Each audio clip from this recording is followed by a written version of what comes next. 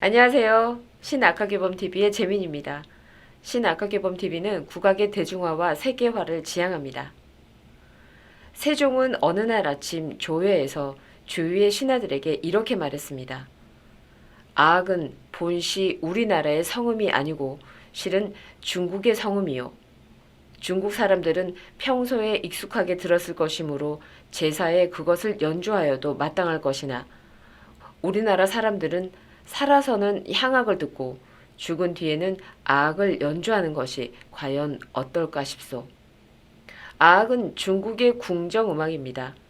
주나라는 궁정아악의 체계를 창시하였습니다.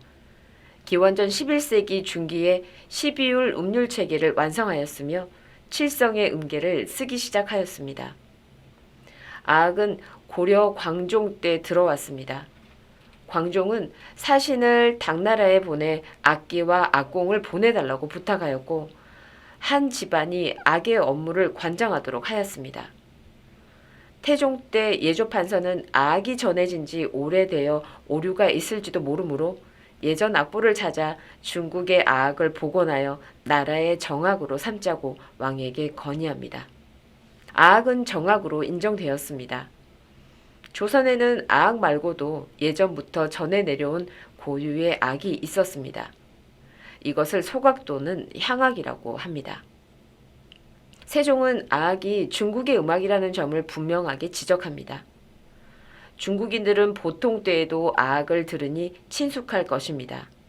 그러나 조선인들은 보통 때에는 향악을 듣다가 죽으면 제례에서 낯선 아악을 듣습니다.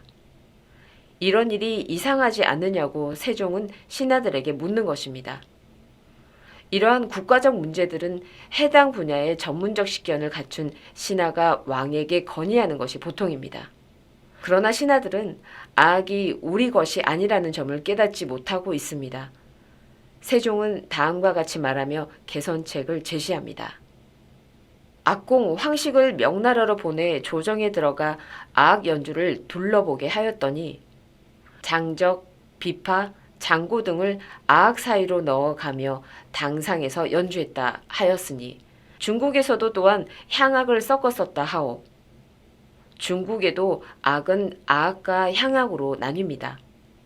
아악은 품격 높은 정악이며 향악은 통상의 소각입니다.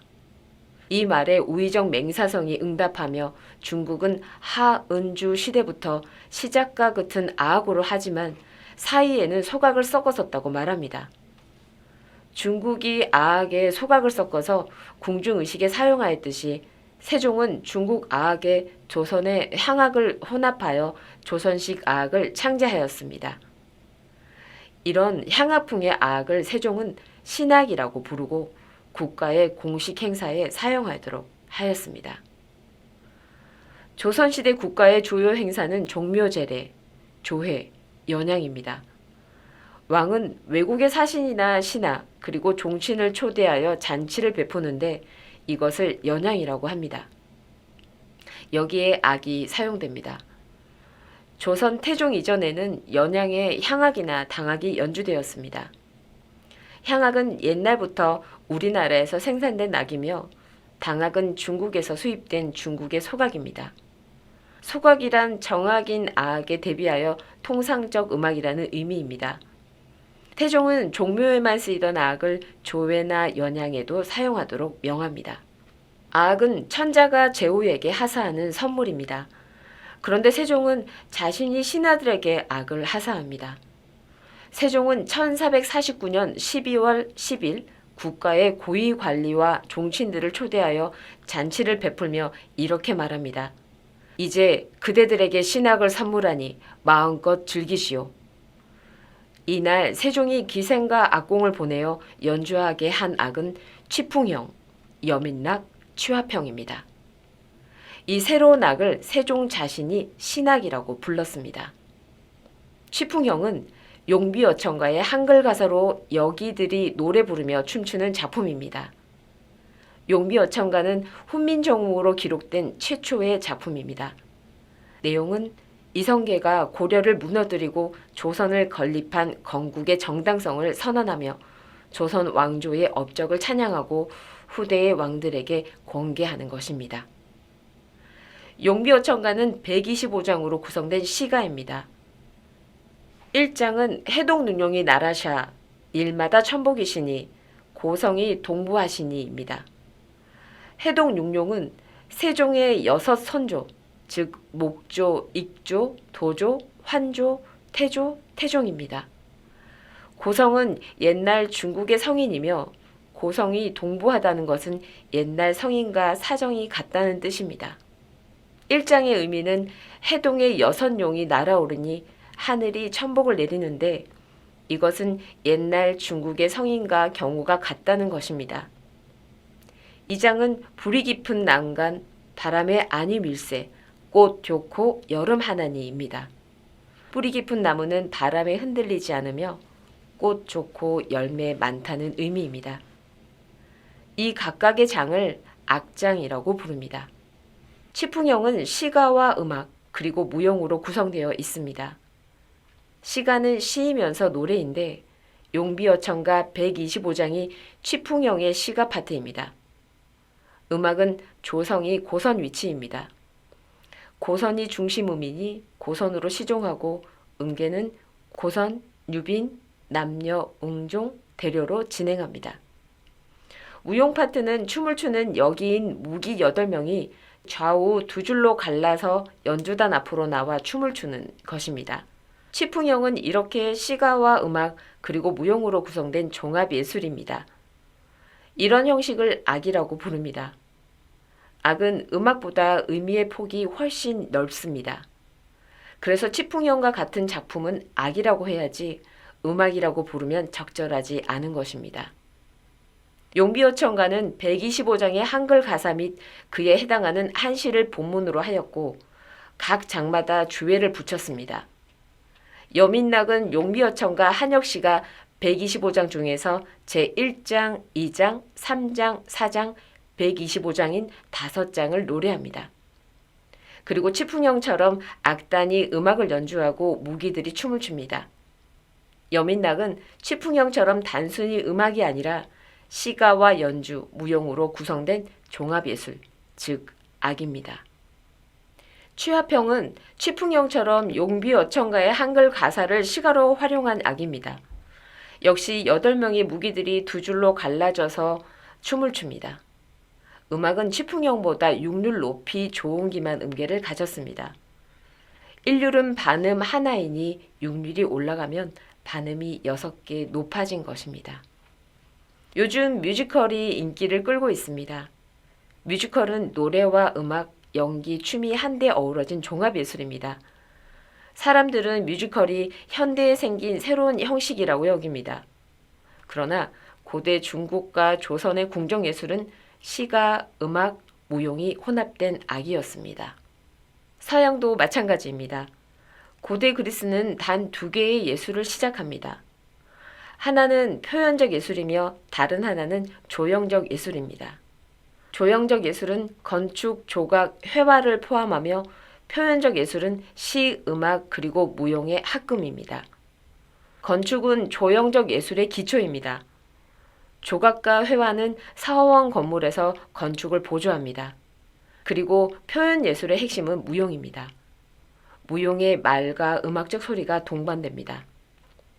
음악과 시가 합쳐져서 전체를 이루는 무용을 삼위일체형 코레이아라고 부릅니다. 코레이아는 인간의 감정과 충동을 말과 몸짓, 선율과 박자로 표현합니다. 코레이아는 춤추거나 노래 부른다는 말 코레오로부터 왔습니다. 고대 그리스의 코레이아는 무용이 중심인 종합예술입니다. 반면 중국과 조선의 악은 시가와 음악, 무용이 서로 비슷한 지위에서 종합된 예술입니다. 코레이아든 악이든 종합적 성격의 예술입니다. 인류의 초기 표현 예술은 종합예술인데 나중에 여기에서 음악과 무용, 시가 각각 분리되어 나왔습니다. 현대에 들어와서 예술은 초기 형태로 회귀하여 다시 종합적 성격을 갖추고 있습니다. 조선시대의 국가 행사로서 가장 중요한 것은 종묘 제례입니다. 종묘는 역대 왕과 왕비의 위패를 모시던 왕실의 사당입니다. 위패란 죽은 사람의 이름을 적은 나무패입니다. 종묘는 조선 왕조의 선왕들을 모시는 사당입니다. 조선을 건국한 태조는 1394년 8월에 수도를 한양으로 옮기고 1년 후에 종묘를 지었습니다. 종묘는 처음에 태묘라고 하였으며 태조는 사대조의 신주를 개성해서 종묘로 옮겨 보관했습니다. 종묘 제례는 이러한 조상의 영혼이 안식하고 있는 사당인 종묘에서 수행합니다. 왕이 조상에게 지내는 제사는 규모가 크고 절차가 정중하고 격식이 숭고합니다. 그런 만큼 제사를 지내는 동안 악이 연행됩니다. 종묘 제례악은 시가, 음악, 무용으로 구성되어 있습니다. 국왕이 술을 올리는 초원에서는 보태평지악이, 세자와 영의정이 술을 올리는 아헌과 종원에서는 정대업지악이 연행됩니다. 둘 다 세종이 창제한 신학입니다. 조회는 벼슬나치가 함께 정전에서 모여 임금에게 문안 드리고 정사를 논의하던 일입니다. 조회 중 한 달에 4번 중앙의 문무백관이 정전에 모여 임금에게 문안을 드리고 정사를 아뢰던 일을 조참이라고 합니다. 조참에서도 여민낙을 쓰라는 공문을 세종 29년에 의정부는 내립니다. 조선의 악을 새롭게 창조하려는 세종의 정신을 아들 세조는 이어받습니다. 세조는 향악과 아악은 본래 둘이 아니라며 중국 아악을 모두 폐지하고 세종의 신학을 쓰도록 지시합니다. 그러나 세종의 신학 이념은 제대로 실현되지 않았습니다. 중국의 아악을 절대적으로 숭상하는 많은 신하들이 세종의 뜻에 거역했기 때문입니다. 그들은 중국의 아악만이 정악이며 세종의 새로 만든 아악은 소각이나 향악이라고 폄하하였습니다. 박연마저도 중국의 아악만을 부활해야 한다고 믿고 있었습니다. 세조가 폐지한 아악은 조선 중기에 다시 부활합니다. 영의정까지 오른 정창소는 아악과 소각을 구별하여 국가 행사에 아악을 쓰도록 건의합니다. 사대주의적 아악관을 지닌 정보관리들의 집요한 요구는 조선 말까지 계속 이어져서 세종의 신학은 소각이나 향악이라 폄하되고 중국의 아악만이 정악이라 간주되었습니다. 그런 와중에도 성종 때 발간된 악화개범은 세종의 신학 정신을 숭앙합니다. 하늘이 낳으신 성군 세종대왕께서는 음률에 정통하시어 누습을 폐지하려고 했다. 누습이란 중국의 아악만을 국가 행사에 사용하는 잘못된 관행을 지적하는 것입니다. 그리고 세조가 세종의 뜻을 이어받는 점도 높이 평가합니다. 세조대왕께서도 악에 정통하시어 가곡을 많이 지었고 제례악도 새로 선정하였다. 제작과 선정 방법은 선왕의 뜻을 따른 것이다. 유감스럽게도 그 당시 이를 도와준 사람이 없었다. 세조가 세종의 위협을 이어받으려고 해도 지지하고 도와주는 신하가 아무도 없었다는 것입니다. 악화개범 서문에 나와 있듯이 악의 근본은 하나입니다. 조선의 향악, 당악, 아악이 있지만 어떤 것이든 핵심은 12울 7성을 쓰는 것입니다. 세종은 악의 근본을 통찰하여 조선의 악을 창제하였습니다. 대부분의 학자들이 몰라주었지만 성종의 악화개범은 세종의 신학 정신을 높이 받듭니다. 신악화개범TV도 세종의 신학 이념을 지지합니다. 신악화개범TV의 재민이었습니다. 감사합니다.